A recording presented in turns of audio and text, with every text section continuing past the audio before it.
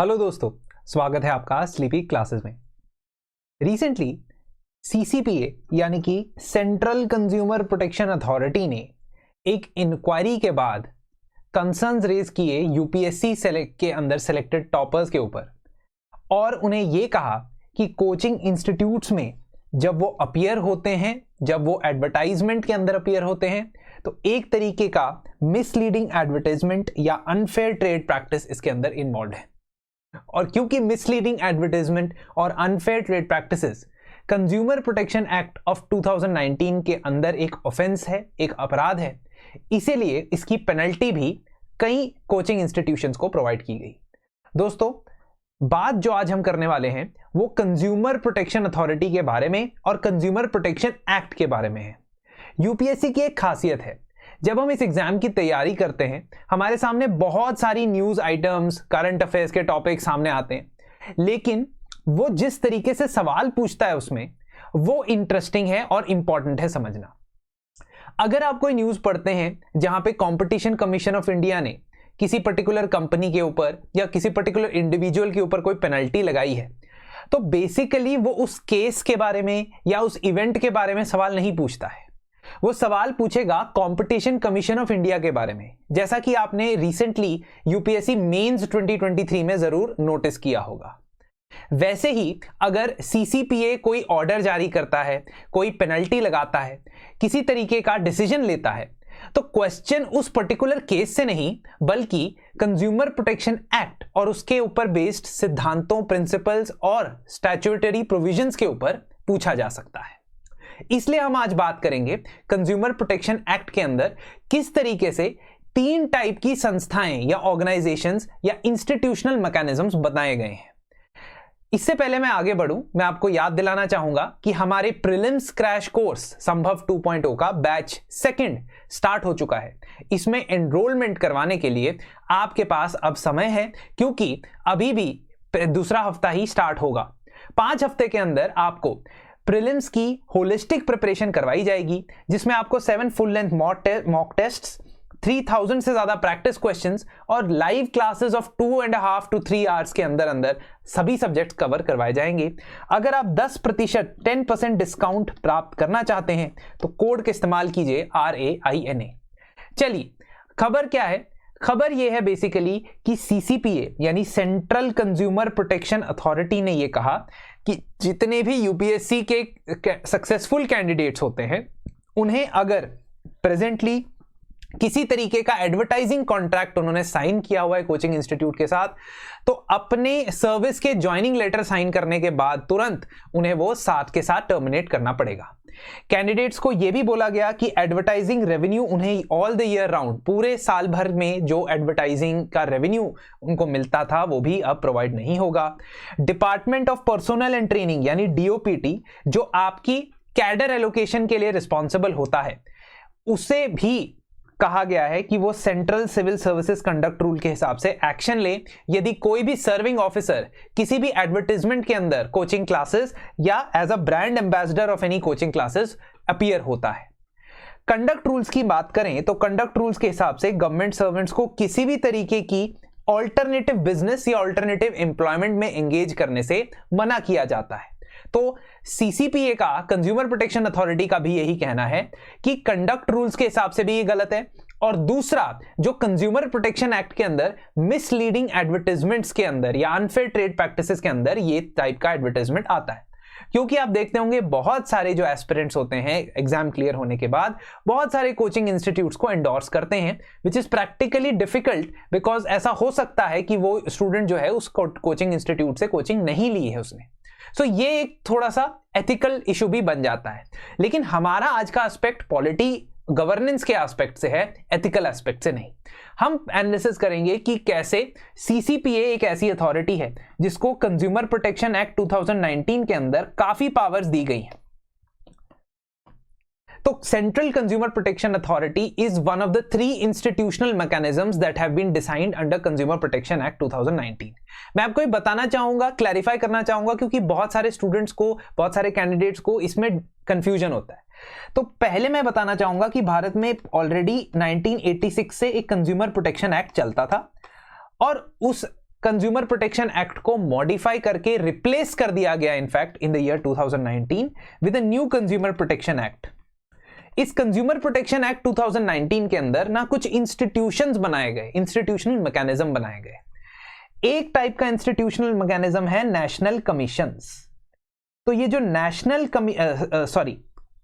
Consumer dispute redressal commissions, ठीक है, ये जो कंज्यूमर डिस्प्यूट रिड्रेसल कमीशंस होते हैं ये 3 लेवल पे होते हैं, ध्यान से समझना है, डिस्ट्रिक्ट लेवल, स्टेट लेवल और national level. So there will be a National Consumer Dispute Redressal Commission, NCDRC. There will be a State Consumer Dispute Redressal Commission in every state, and there will be a District Consumer Dispute Redressal Commission at the district level. At all these 3 levels, there will be rules that will be issued under this Consumer Protection Act. उस rules में बताया जाएगा कि इन commissions के chairperson और members कौन होंगी, उनकी क्वालिफिकेशन क्या होगी। तो ये रूल्स ऑलरेडी रिलीज किए जा चुके हैं। फॉर एग्जाम्पल, अगर आपने national consumer dispute redressal commission का चेयरपर्सन बनना है तो आपको उसके लिए सुप्रीम कोर्ट का रिटायर्ड जज होना जरूरी है। दैट मीन्स क्वालिफिकेशन क्राइटेरिया बताए गए हैं नेशनल के लिए भी, स्टेट के लिए भी और डिस्ट्रिक्ट के लिए भी, ठीक है। सो दिस इज, यहां पे डिस्ट्रिक्ट जज के लिए आप क्वालिफाइड होने चाहिए, एंड हेयर ऑल्सो डिस्ट्रिक्ट जज का क्वालिफिकेशन क्राइटेरिया है। तो आप ये कह सकते हो कि कंज्यूमर डिस्प्यूट रिड्रेसल कमीशन वो संस्थाएं हैं जिसके पास आप कंप्लेंट लेके जाते हो अगर आपके साथ अनफेयर ट्रेड प्रैक्टिस हुआ है, आपके कंज्यूमर राइट्स का वायलेशन हुआ है तो, ठीक है। There is a second institutional mechanism that is called consumer protection council, जिसको क्या कहते हैं, कंज्यूमर प्रोटेक्शन काउंसिल। ये भी 3 लेवल पे बनाई गई है under consumer protection act of 2019, national consumer protection council, state and district. ये जो नेशनल, स्टेट और डिस्ट्रिक्ट लेवल पे काउंसिल्स बनाई गई हैं, प्राइमरीली ये एडवाइजरी बॉडीज हैं। ये पॉलिसी बनाती हैं, पॉलिसी में एडवाइस करती हैं, कंज्यूमर राइट से जुड़े रिपोर्ट्स बना के प्रोवाइड करती हैं रिस्पेक्टिव लेवल की गवर्नमेंट को। तो जो नेशनल लेवल की कंज्यूमर प्रोटेक्शन काउंसिल होगी वो नेशनल गवर्नमेंट, सेंट्रल गवर्नमेंट और स्टेट लेवल की स्टेट गवर्नमेंट, डिस्ट्रिक्ट लेवल की डिस्ट्रिक्ट प्रशासन को ये एडवाइस देने के लिए बनाई गई है। इनके पास अथॉरिटेटिव पावर्स नहीं होती हैं, इनके पास आप कंप्लेंट लेके नहीं जाते हो। So this is consumer protection councils at national, state and district level. इसमें भी जो मेंबर्स होते हैं, चेयरपर्सन होते हैं, they are said to be different. For example, जो सेंट्रल कंज्यूमर प्रोटेक्शन काउंसिल है उसके जो चेयरपर्सन है वो मिनिस्टर ऑफ कंज्यूमर अफेयर्स, जो सेंट्रल मिनिस्ट्री में कंज्यूमर अफेयर्स के मिनिस्टर हैं वो रहते हैं। स्टेट लेवल पे जो स्टेट में कंज्यूमर अफेयर्स के मिनिस्टर हैं वो इसके चेयरपर्सन रहते हैं, और डिस्ट्रिक्ट लेवल पे जो डिस्ट्रिक्ट कलेक्टर होता है ना, डीसी होता है, वो इसका चेयरपर्सन रहता है या रहती हैं, महिला या पुरुष कोई भी रहे। The third institutional mechanism under Consumer Protection Act is CCPA, ये जिसने ये पनिशमेंट दी है। तो CCPA central consumer protection authority है, ये सिर्फ सेंट्रल लेवल पे है, ये स्टेट लेवल पे, डिस्ट्रिक्ट लेवल पे नहीं है। तो आपको कंफ्यूजन अब से नहीं होना चाहिए कि CCPA, NCDRC और CPA प्रोटेक्शन काउंसिल में क्या फर्क है। ये तीनों अलग अलग टाइप की संस्थाएं हैं। क्योंकि इसके नाम में अथॉरिटी आता है, इसके पास बहुत सारे अधिकार होंगे जिसके बारे में हम आगे बात करेंगे। CCPA का पर्पस यह है कि वो कंज्यूमर राइट्स को एनफोर्स करवाए, और CCPA में एक चीफ कमिश्नर और 2 अदर कमिश्नर्स रहते हैं जिनको कुछ पावर्स और फंक्शंस दिए गए हैं। क्या? सबसे पहले उनके पास पावर फंक्शन होती है कि यदि उनको खुद से सो मोटो भी लगता है, कंप्लेंट करने की जरूरत नहीं है इनके पास, सो मोटो they feel that some consumer rights are being violated, तो वो अपने आप उसके लिए रिगार्डिंग इन्वेस्टिगेशन कर सकते हैं, वो अपने आप उसके रिगार्डिंग किसी और अथॉरिटी को कंप्लेंट कर सकते हैं। So they can themselves go complain to either Consumer Dispute Redressal Commission at the national level or at the state level, or they can go to some other statutory body also. अगर उनको ऐसा लगता है कि एक competition commission के पास complaint करनी चाहिए तो ये वहां पे भी जाके कंप्लेंट कर सकते हैं। साथ ही साथ इनके पास ये पावर्स होती हैं कि अगर इन्हें लगे कि कोई मार्केट में अनसेफ गुड्स प्रोवाइड कर रहा है, अनसेफ सर्विसेज प्रोवाइड कर रहा है, तो उस गुड्स या सर्विसेज को ये रिकॉल करवा सकते हैं। बहुत पावरफुल ये अथॉरिटी है। They can also order discontinuation of unfair trade practices and misleading advertisements. आपने देखा होगा कि ये गाइडलाइंस निकालते हैं सेंट्रल कंज्यूमर प्रोटेक्शन अथॉरिटी कि किसी भी पर्टिकुलर इन्फ्लुएंसर को, किसी भी पर्टिकुलर सेलिब्रिटी को एंडोर्समेंट करते वक्त क्या क्या चीजों का ध्यान रखना होगा। रिसेंटली उन्होंने रूल्स भी निकाले थे। और कंज्यूमर प्रोटेक्शन एक्ट के अंदर मिसलीडिंग एडवर्टाइजमेंट करने के लिए 1 से 3 साल की सजा भी होती है। सजा क्या होती है? सजा ये होती है कि आपके एंडोर्समेंट पे बैन लगा दिया जाता है। जेल नहीं भेजा जा रहा है आपको, लेकिन आपकी एंडोर्समेंट पे बैन लगा दिया जाता है कि आप 1 साल तक कोई प्रोडक्ट नहीं एंडोर्स कर सकते। अगर आप बार बार ऐसे रिपीटेड ऑफेंस करते हो तो 3 साल तक आपके ऊपर एंडोर्समेंट करने से बैन लगाया जा सकता है। साथ ही साथ आपके ऊपर मॉनेटरी फाइन भी लगाया जा सकता है अगर आप मिसलीडिंग एडवर्टाइजमेंट करते हो, कोई ऐसे प्रोडक्ट को एडवर्टाइज करते हो जो हार्मफुल है, और या तो गलत झूठा प्रचार करते हो किसी प्रोडक्ट का। ठीक है, so this is very very important to understand that CCPA is different from consumer dispute redressal commission. जो रिड्रेसल कमीशन होती है वो 2 पार्टीज के बीच में डिस्प्यूट को रिजॉल्व करने की कोशिश करता है कि मैं सेलर हूं और कोई बायर है और हम दोनों के बीच में कोई डिस्प्यूट है, उसको रिजॉल्व करने के लिए वो कमीशन बने होते हैं।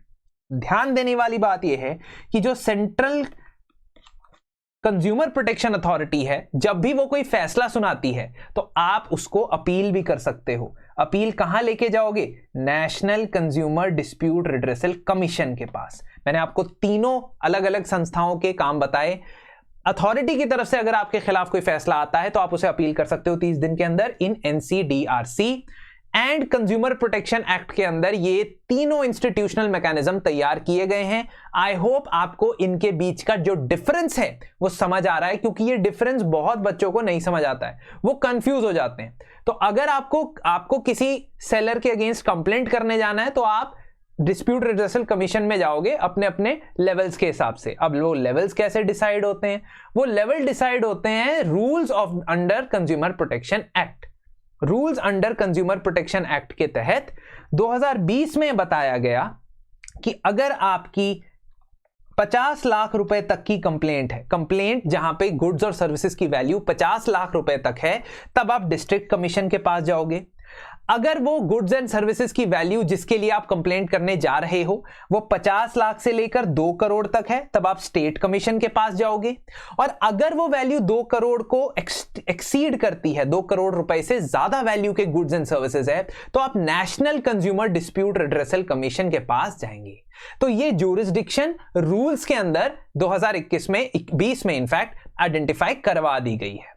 इस पर्टिकुलर कंज्यूमर प्रोटेक्शन एक्ट के अंदर जो 2019 में मॉडिफाई करके बनाया गया, उसमें बहुत क्लैरिटी से बताया गया है कि किस तरीके से ये सभी काउंसिल्स और ये सभी अथॉरिटीज काम करेंगी। ठीक है, साथ ही साथ कंज्यूमर को डिफाइन भी किया गया है as a person who buys any final goods और सर्विस। बट एक रीसेलर को या कोई व्यक्ति जो होलसेलर है उसको यहां कंज्यूमर नहीं माना जाएगा। क्यों नहीं माना जाएगा? क्योंकि वो प्रोडक्ट इसलिए खरीद रहा है ताकि उसे आगे बेच सके। So final consumer is defined as consumer. ठीक है, तो कंज्यूमर्स को तरह तरह के अधिकार मिलते हैं इस एक्ट के अंदर, जैसे right to have information, right to quality, quantity, potency, purity. ठीक है, ये सारे अधिकार कंज्यूमर राइट्स इसमें मिल रहे हैं। साथ ही साथ कंज्यूमर प्रोटेक्शन एक्ट के अंदर अब ऑनलाइन ट्रांजैक्शंस भी आएंगी। तो पहले 1986 वाले कानून में ऑनलाइन ट्रांजैक्शंस नहीं होती थी, अब उसमें ऑनलाइन ट्रांजैक्शंस के थ्रू सेल किए गए गुड्स और सर्विसेज भी आएंगे। अथॉरिटी, काउंसिल, कमीशन, इन सब के बारे में मैं बता चुका हूं। एक आखिरी बात जो मैंने आपको बतानी है वो ये कि अगर आप किसी कमीशन के पास जाते हो तो वो पहले तो हो सकता है कि देखे प्राइमा फेसी की केस किस तरीके का है। It can also offer you to go into a mediation. Mediation मतलब आउट ऑफ कोर्ट सेटलमेंट, क्योंकि एक तरीके से ये कोर्ट ही है, लीगल अथॉरिटीज हैं, चाहे ये हमारे जुडिशियल सिस्टम का पार्ट नहीं है, लेकिन एक तरीके से ऑल्टरनेटिव डिस्प्यूट रिड्रेसल तो हो ही रहा है। तो पहले वो आपको ऑफर कर सकते हैं कि आप मीडिएशन से, आउट ऑफ कोर्ट सेटलमेंट से ही सेटल करें। लेकिन अगर ऐसा नहीं होता है तो फिर वो आपका केस सुनेंगे और डिस्ट्रिक्ट से गई अपील स्टेट के पास, स्टेट से गई अपील नेशनल लेवल के पास कंज्यूमर डिस्प्यूट रिजर्सल कमीशन के थ्रू जा सकती है। तो सबसे पावरफुल अथॉरिटी कौन सी हो गई यहां पे? CCPA, because it is basically an overarching body at the national level, state level पे, डिस्ट्रिक्ट लेवल पे नहीं। तो आई होप आपको यहां से कुछ चीजें समझ आई होंगी। आपके अगर कोई डाउट्स हैं तो आप जरूर मुझसे कमेंट सेक्शन में पूछ सकते हैं। अगली बार तक के लिए शुक्रिया, धन्यवाद और थैंक यू फॉर लिसनिंग।